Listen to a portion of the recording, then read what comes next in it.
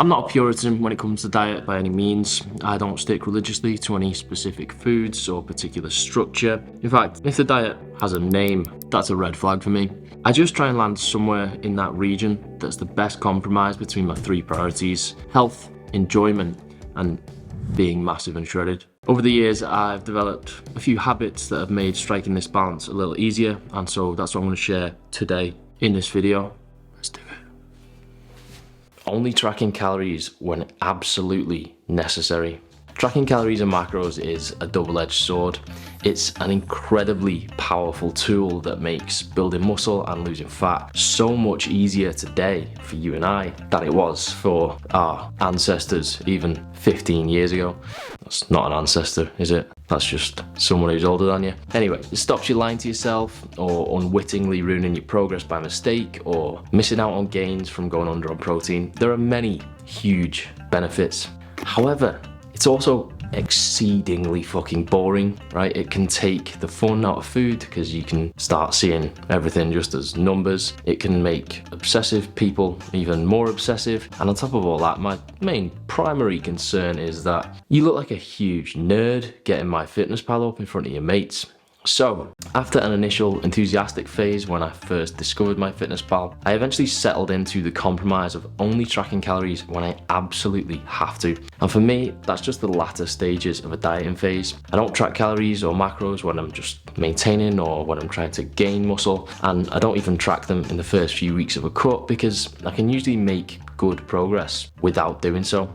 That means that I do have to practice some discipline when not tracking. I have to make sure that I have enough protein in every meal so that I'm getting enough overall. I have to stay active and train hard so that any surplus of calories goes to good use. Just all that basic stuff that keeps me in that Goldilocks zone without tracking. Now, the main benefit of this for me is that I don't get sick and tired of tracking, right? MyFitnessPal fatigue, that's a real thing, you know. When I do actually come to do it when dieting, I'm enthusiastic about it again. I can approach it with a bit of passion and it's not this great chore that it once was, so I can get the full benefit out of it when it's most needed and most effective. Not blasting sugar and salt all over everything. So I don't sweeten my tea or coffee or porridge oats. Despite pretty strong encouragement, I deem it wholly unnecessary to drizzle honey all over my morning bagel, and I essentially never add salt to a meal. But this isn't coming from some holier than thou health perspective. I think when you become accustomed to always having sweet or salty foods, it masks other flavors and it stops you appreciating flavor nuance. A carrot, for example, is sweet. Parsnip, sweet potato, clues in the name, butternut squash, these are all really sweet foods. But if you're used to overly sweetened food, you might struggle to recognize and appreciate that. I just always want to appreciate a carrot, you know what I mean? That's the life I envision for myself. If you're European and you've ever been to America and you've bought a loaf of bread in the supermarket, you've probably noticed how sweet it is, right? It tastes more like cake than bread. We add less sugar to our food, generally speaking, so it's more apparent to us. But to somebody who already eats a very sweet diet, that's just bread. I used to work in McDonald's and we were told the reason your bun doesn't go soggy with all the sauce and meat juice, despite it sometimes being prepared like 10 minutes before you even ordered it, is because when it goes through the toaster, using the term lightly, the sugar in the bun caramelizes into a hard layer so nothing soaks through. Now you might think that you're eating a burger, but what you're actually eating there is a fucking creme brulee, right? That's how much sugar is in it. So, what's this got to do with the title of the video and how could this contribute to building my physique? Well, I think if you abuse your palate with salt and sugar all day, you're more likely to reach for that kind of food because you can't get the same enjoyment from natty, untouched whole foods, the ones that are really going to benefit both your general health and your physique. That means that you'll end up consuming far fewer micronutrients and you'll get far less fiber, which will make you less satiated and more prone to overeating. A high fiber diet is a natural calorie controller and therefore something that's particularly useful when you're not tracking your calories, for example, as per the previous point. Not overcorrecting for slip-ups. So there will be times during a diet when you fall off the wagon, you give in to temptation, and then you wake up the next morning after a semi-conscious feeding frenzy full of pizza and ice cream and maybe some regret. Now, whether you want to feel guilty about that or not, I mean, I don't really care. I just care about what the objective best next step is. So if you want to reduce your calories the next day by a small amount, or you want to do an extra 20 minutes on the treadmill, I think that's fine, it's perfectly reasonable. What you should not do is overcompensate. You certainly shouldn't be like, right, that was about 600 calories over my usual cutting calories. So today, if I go 600 under my usual cutting calories, I'll be about even. That kind of overcompensating just makes it far more likely that you'll fuck up again in like 3 days time, and then you'll enter the never-ending vortex, which is the binge starve cycle. It's like the event horizon, mate. When you go past it, you just get sucked in, right? And that's just terrible for you on every conceivable level, really. Look at it like a pendulum swinging. When you demolished that whole pack of cookies the other night, it swung too far that way. Now, if you overcorrect, it's gonna swing too far back. But now there's momentum in it to keep swinging, right? Your job is to take the momentum out of it. So a small correction if you want, and then you just carry on as normal, as if nothing ever happened, right?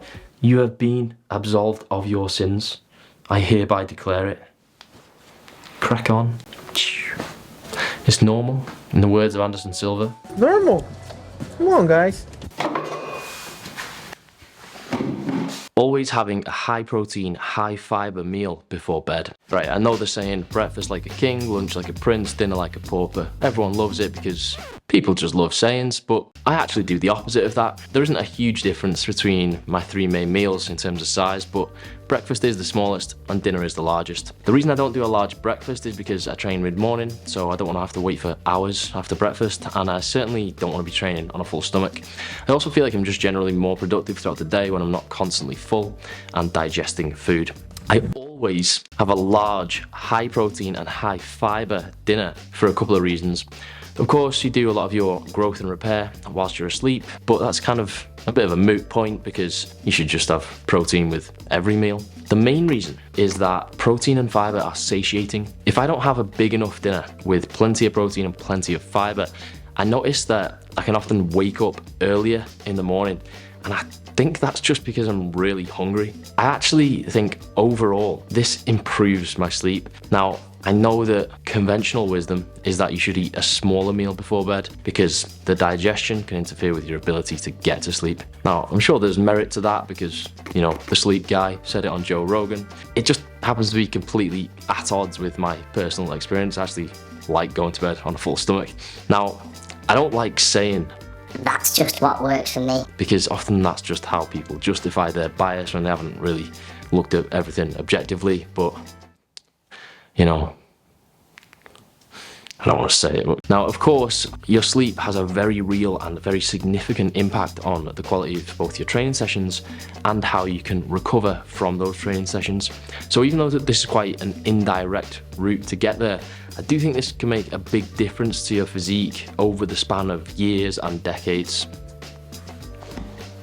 Which is how long I've been lifting, you know what I mean? Because I'm a veteran, mate. Right, since I shared some habits that had a positive impact on my physique, for the sake of balance, I also wanted to share one that had a negative impact, and that was dieting too often and for too long. So, as a brief history, I started lifting weights at home in the summer that I turned 15. I joined a gym around 2 years later, and I probably didn't do my first cut until I was around 22 years old. That's just because I was naturally fairly skinny to begin with, so as I gained muscle, I didn't really gain much fat, and I didn't need to cut. Now, over 5 years of training before a proper cut, that's really pretty good, to be honest.